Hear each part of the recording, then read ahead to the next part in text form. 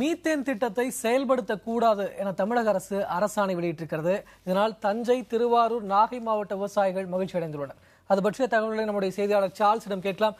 Charles, இப்போ ஏற்கனவே கொள்கை ரீதியாக தமிழக அரசு இதற்கு எதிர்ப்பு தெரிவித்து வந்தது. ஆனாலும் கூட அங்கொன்றும் இங்கொன்றுமாக இந்த பணிகள்லாம் நடைபெற்று வருகிறது அப்படின்னு விவசாயிகள் குற்றம் சாட்டினாங்க. இந்த நிலையில தமிழக அரசினுடைய அரசாணை வெளிவந்திருக்கிறது. இது எந்த மாதிரியான தாக்கத்தை ஏற்படுத்த போகிறது? முற்றிலுமாக மீத்தேன் எடுக்கக்கூடிய திட்டம் கைவிடப்படுமா இந்த அரசாணையால்? விக்ரம், முக்கியமாக ஏற்கனவே நீங்கள் பதிவு செய்தது போல தமிழக அரசு 17/7/2013 அன்று தமிழக முதல்வர் ஜெயலலிதா அவர்கள் ஏற்கனவே, அதாவது விவசாயிகள் இந்த மீத்தேன் எடுப்பதற்காக பல்வேறு கட்ட போராட்டங்கள் நடத்தினாங்க.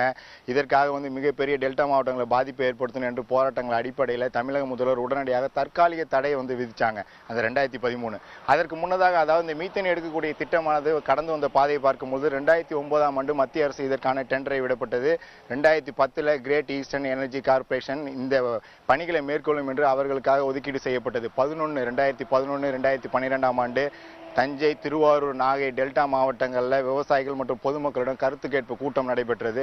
2012 செப்டம்பரில் மத்திய அரசோட சுற்றுச்சூழல் அமைச்சகத்துக்கான அனுமதியும் கிடைத்தது. இந்த நிலையில் இப்படி இருக்கும் பொழுது 17/7/2013ஆம் ஆண்டு தமிழக முதல்வர் இதற்கான தற்காலிக தடையை விதித்து வல்லுநர் குழு ஒன்றையும் அமைத்தார். அந்த வல்லுநர் குழுவானது சென்னை அண்ணா பல்கலைக்கழகம், அது மட்டும் இல்லாமல் சென்னை தொழில்நுட்ப கழகத்தை சேர்ந்தவர்கள், தமிழ்நாடு வேளாண்மை பல்கலைக்கழகம், MS சுவாமிநாதன் மையம், அதுவும் கூடுதலாக பொதுப்பணித்துறை, தமிழ்நாடுடைய மாசு கட்டுப்பாட்டு வாரியம் என அனைவரோடு இந்த வல்லுநர் குழுவில் இடம்பெற்று அவர்கள் 3 மாதத்தில் இதற்கான வல்லுநர் குழுவோட அந்த ஆய்வு அறிக்கையை சமர்ப்பிக்க வேண்டும் என்று தமிழக முதல்வர் உத்தரவிட்டார். அதன் அடிப்படையில் அவர்கள் இப்ப கடந்த 1 ஆண்டுகளுக்கு மேலாக, அவர்கள் 2 ஆண்டுகளுக்கு மேலாகவே இந்த ஆய்வறிக்கையை தொடர்ந்து அவங்க கள ஆய்வுகளை மேற்கொண்டு அவர்கள் இந்த பணிகளுக்கான ஆய்வறிக்கையை சமர்ப்பிச்சாங்க.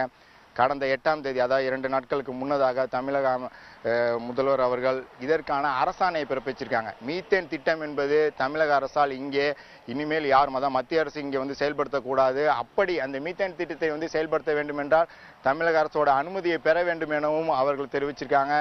தெளிவாக அவர்கள் இந்த அரசாணையை பிறப்பிச்சிருக்காங்க. முக்கியமாக இது டெல்டா மாவட்டங்கள் மட்டுமில்லாமல் இந்த டெல்டா மாவட்டங்களுடைய மக்களுடைய வாழ்வாதார பிரச்சனை. ஆகவே அவர்கள் இதற்கான தடையை பிறப்பிச்சிருக்காங்க.